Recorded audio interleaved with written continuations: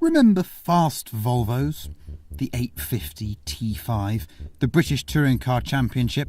Well, the new Chinese-owned Volvo does remember, which is why it's toying with the idea of a new high-performance sub-brand called Polestar.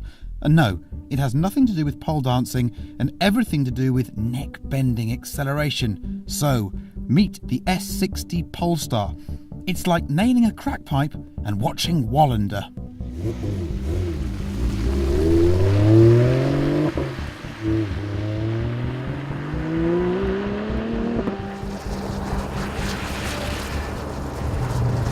How many other saloon cars can you buy with a manual gearbox and over 500 horsepower from a transversely mounted V6 engine? If you tell me there's another one apart from the Volvo Polestar, I'll say you're lying. This is a loopy car, even by loopy standards.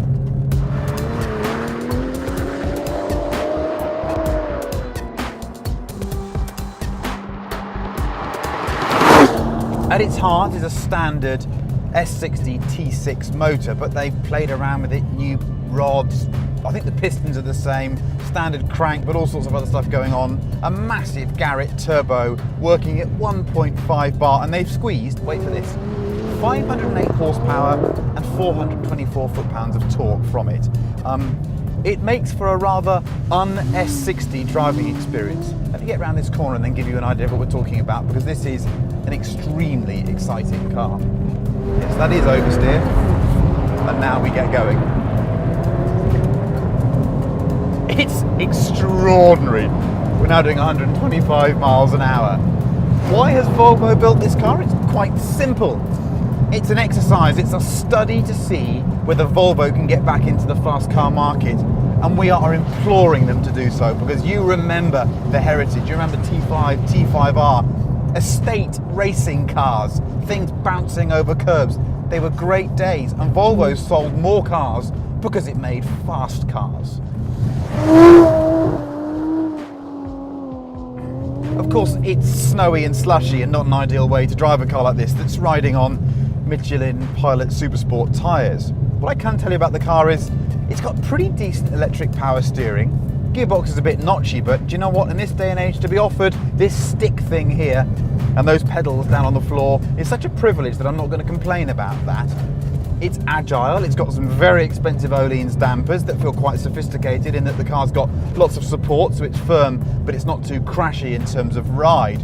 And the performance, we've got some proper old school lag going on here, so not much happens below about 3, and then at about 3.5, it just takes off.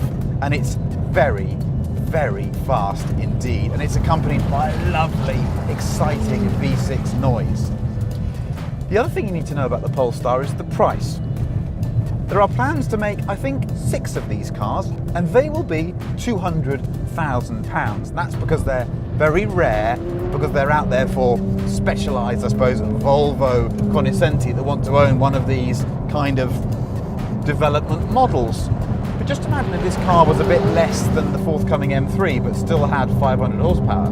That would be interesting.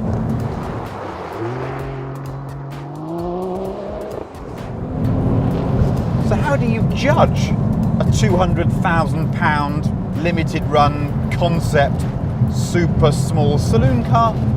Well, you get the best super small saloon car on the market that's made, unsurprisingly, by a German company, and you put them together just to find out how wide of the mark the S60 is, if at all.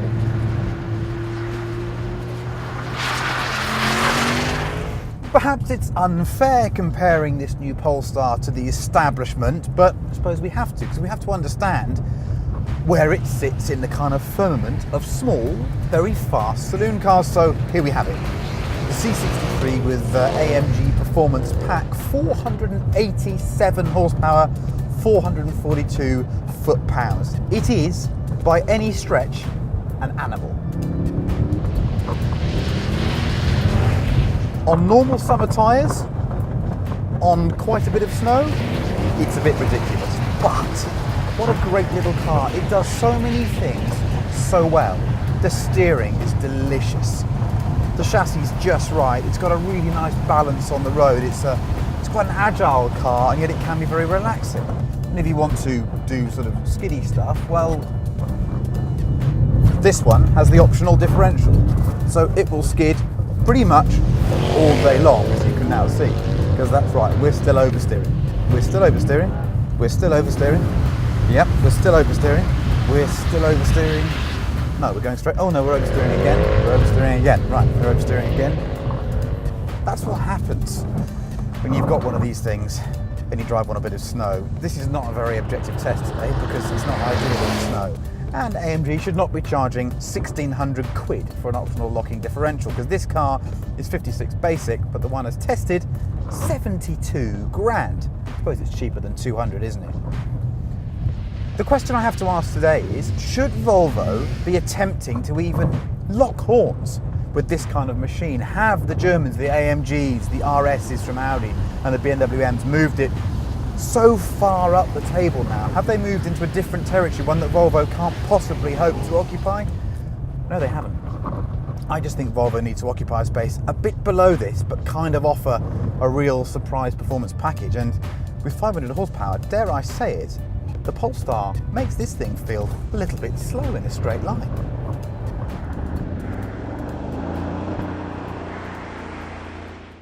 And rather handily, Volvo has Robert Dahlgren, ex-World Touring Car driver, on hand to drive the S60 Polestar. I'm still in the Mercedes. The only way to see just how quick that thing is to have a drag race, right? It's wet and damp and icy and horrible, so a standing start is not fair on the Mercedes. So we thought we'd do a rolling start and just see how fast this Volvo really is. 2, 1, go. It just leapt away from me in second, then it leapt away in third.